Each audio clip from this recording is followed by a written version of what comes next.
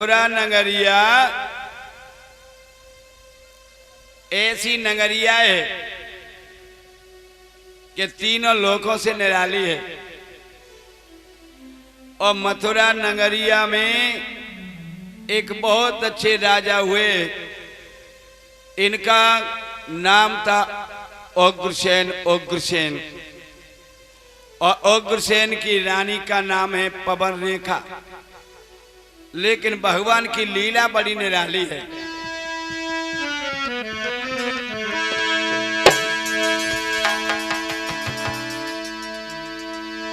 विधना के कैसी नजरी निराली है, जाके भयो न लाला लाले है विधना।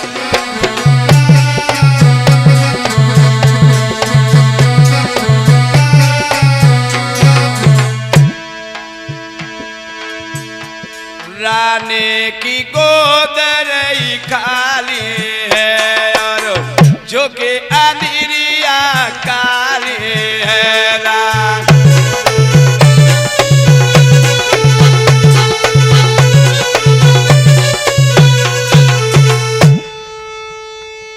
पवन रेखा की गोदी में कोई संतान पैदा नहीं हुई और यह संतान पैदा नहीं हुई, अंगना में बैठ करके राजा रानी बड़ा दुख प्रकट करते हैं।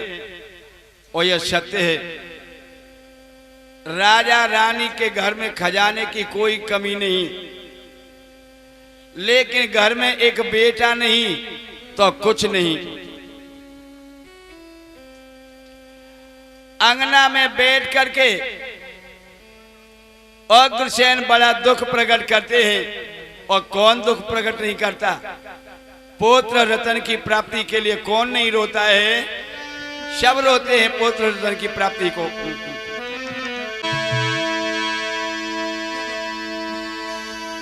हे दीनानाथ, ऐसा हमने कौन सा उपाय नहीं किया जिससे दुनिया वाले हमसे निराश नहीं हो गए हो। हे दीनानाथ, हमने ऐसा कौन सा उपाय नहीं किया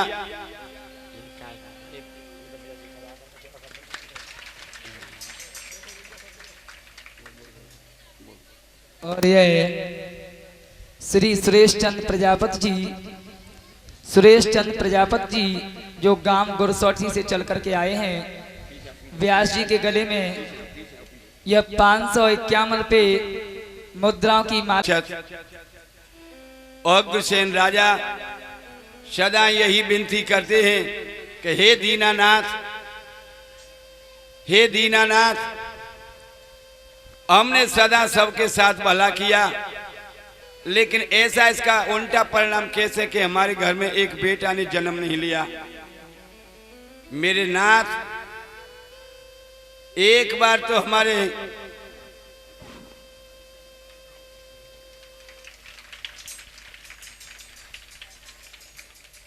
और यह है श्री प्रमोद कुमार प्रजापति, यह भी गुरसौठी से चल करके आते हैं और व्यास जी के गले में यह पीतांबर पहना करके सम्मान करते हैं। भगवान कन्हैया इन्हें सदा सुखी संपन्न बनाए रखें। बोलिए आनंद कंद भगवान की जय हो। हे नाथ, ऐसा हमने कौन सा गलत काम किया जो हमारे घर में संतान ने जन्म नहीं लिया? राजा बड़े दुखी होते हैं।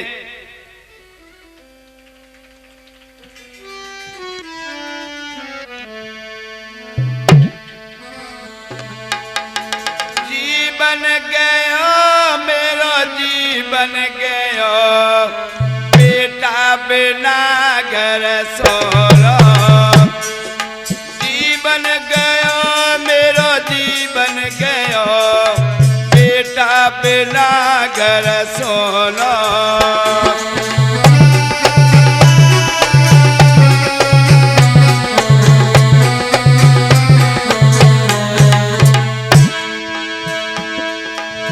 गोसा बड़ा चले जवानी, बेटा बिन को देवे पानी।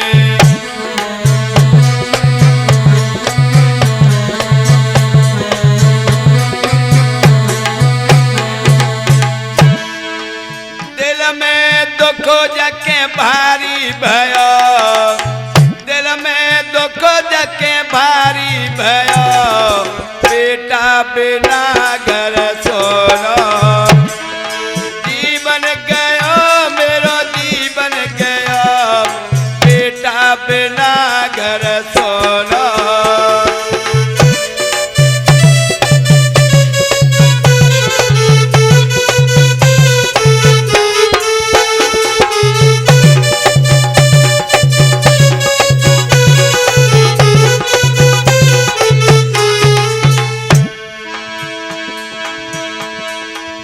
बिना बेटा के होबे ख्वारी, जय हो। फीके लागे महल अटारी,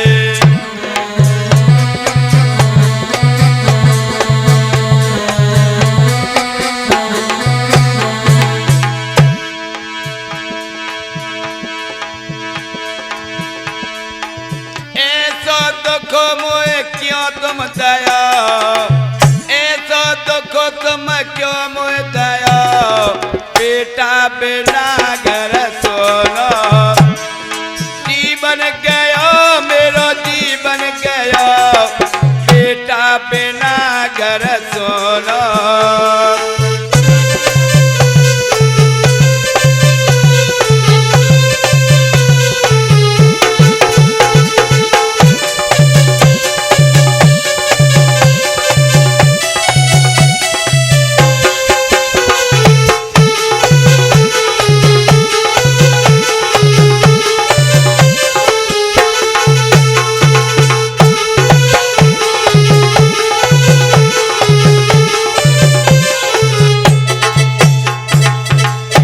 लेकिन कितना भी दुख प्रकट कर लेना, बिना भगवान की इच्छा के कुछ होने वाला नहीं।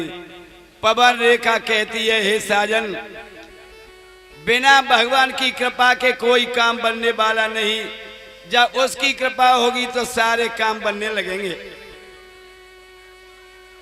लेकिन एक दिन ऐसा हुआ, पवन रेखा की सहेली जंगल में भ्रमण करने के लिए निकली और यह जंगल में घूमने के लिए गई तो पवन रेखा कहने लगी अपने पिया से, साजन अगर आपकी आज्ञा हो जाए तो मैं भी जंगल में चली जाऊं और जंगल की सैर कर आऊं। अग्रसेन कहने लगे, जब तुम्हारा मन करता है तो मुझे क्या पूछ रही हो, चली जाओ।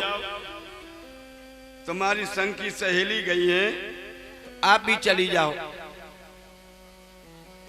तो आज पवन रेखा 4 घोड़न वाले रथ पे सवार होकर के जंगल की सैर करने के लिए निकल पड़ी। और यह जंगल में सैर करने के लिए निकल पड़ी तो जंगल में जो पहुंची तो जंगल में क्या देखा, शेर, चीते, भालू, बंदर, अजगर, लग्गड़बग्गा ये अपनी आवाज देते हैं। तब पवन रेखा का कलेजा कांप जाता है और कहती है, अरे जीजी आ जाओ, अरे दीदी आ जाओ, तुम कहाँ निकल गई, मेरे को शेर खाया जाता है, मेरे को भालू खाया जाता है। लेकिन कोई दिखाई नहीं दिया। और जब रानी पवन रेखा भयभीत तो होने लगी तो जब तक एक दौरमल्क नाम का राक्षस आया और दौरमल्क नाम के राक्षस ने आकर के देखा, सोचने लगा ये रानी अकेली है, अब इसके साथ मुझे आनंद लेना चाहिए। और दौरमल्क नाम के राक्षस ने उग्रसेन का भेष बना लिया और उग्रसेन का भेष बना करके सामने आकर के कहने लगा, ओ पवन रेखा, घबराने की कोशिश मत कर।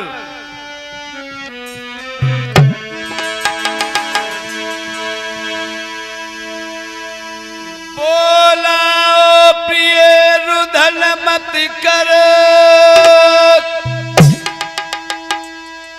हाजिर है तेरा रखवाला।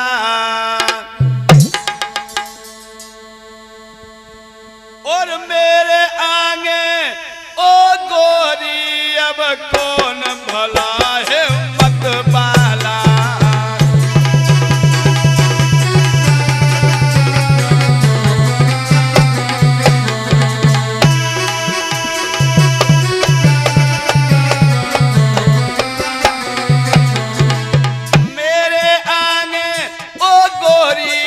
कौन भला है मत बाला।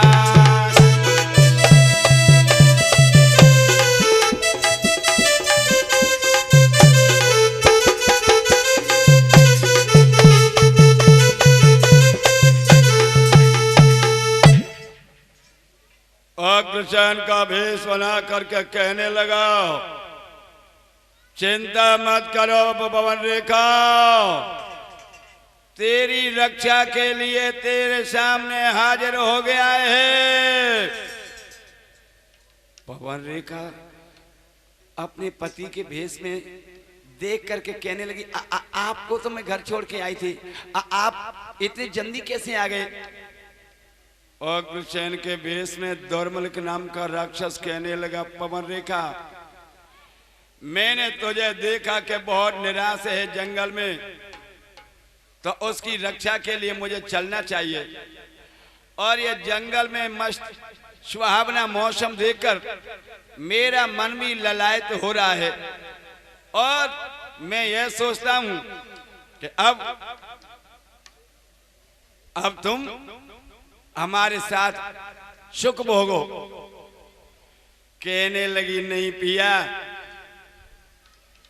बा ना समझ पाई कि ये मेरे पिया है या दौरमल्क नाम का राक्षस है, लेकिन पिया का भेष समझ के कहने लगी, ऐसा नहीं पिया, दिन में संतान बनाने का विधान नहीं अपनाना चाहिए। पशु पक्षी देख रहे, ये सुख नहीं लूटना चाहिए। आप मेरी बात को तो मानो। दौरमल्क नाम का राक्षस कहने लगा, क्या तुम मेरी पत्नी नहीं? क्या मेरा इतना अधिकार नहीं जो तुम मेरी बात को नहीं मान सके? पवन रेखा आज उसकी बातों में आ गई और धोखे से पापी ने पवन रेखा के साथ में छल किया। और जब छल करने के बाद असली भेष में आया और जो दौरमल्क नाम के राक्षस ने असली भेष दिखाया, पवन रेखा कहने लगी, वाह आह आह आह, तूने मेरे धर्म को नष्ट कर दिया। अरे ओ पापी, अब तू मेरे हाथों से नहीं बच पाएगा। अरे चला जा यहाँ से, तेरे सिर को नोच नोच के मार दूंगी। जवाब दिया दौरमल्क नाम के राक्षस ने, ओ पवन रेखा, मैंने देखा कि तेरे संतान पैदा नहीं हुई है, तो इसलिए मेरे द्वारा तेरे एक ऐसी संतान पैदा होगी कि संत गैया ब्राह्मणों को तो बहुत सताएगा, लेकिन भगवान के हाथों से मारा जाएगा। पवन रेखा कहने लगी, अब तू नीच तो संतान भी ऐसी होगी। आज दौरमल्क नाम का राक्षस तो चला गया, इधर पवन रेखा अकेली बैठी है। जब तक पवन रेखा की सहेली शेर करती हुई आ गई और आ करके कहने लगी, अरे बहना पवन रेखा, आप अकेली यहाँ कब की आ गई हो? कैसे तुम निराश बैठी हो? क्या हो गया? पवन रेखा कहने लगी, बहना मैं तुम्हारे पीछे पीछे आई, चारों तरफ तुमको बहुत देखा, तुम नहीं दिखाई दी, जब तक मेरे साथ में एक घटना घट गई। असलियत नहीं बताई पवन रेखा ने और सहेलियों से बोली, बहना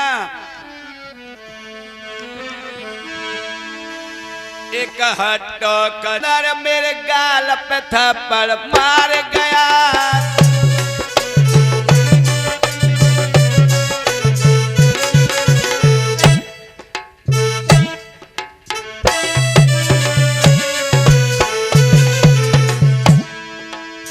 बहना एक हट्टो कट्टो सो बंदर मेरे गाल पे थप्पड़ मार गया।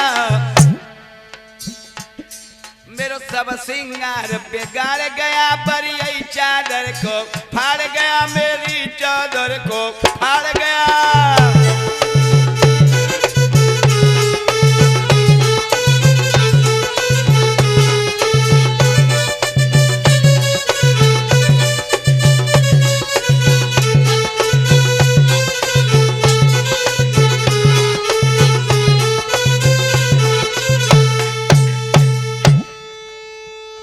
बहना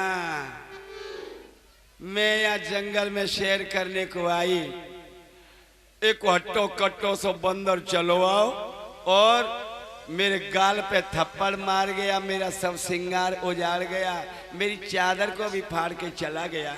मैं इसलिए निराश बैठी हूँ।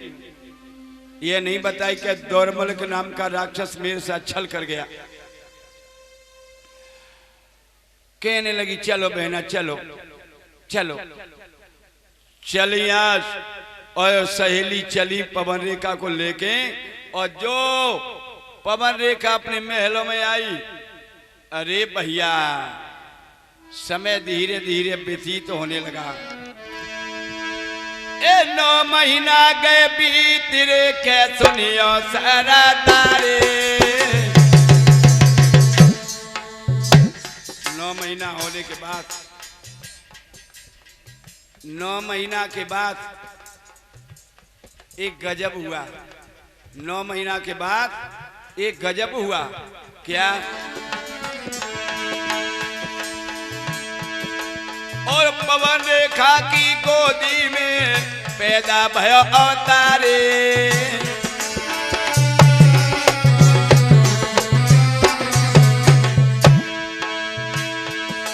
महाराज भोपन ने पंडित लिए बुलाए, ओ दर्दो कंसग नाम के भैया फूलो नहीं समाए।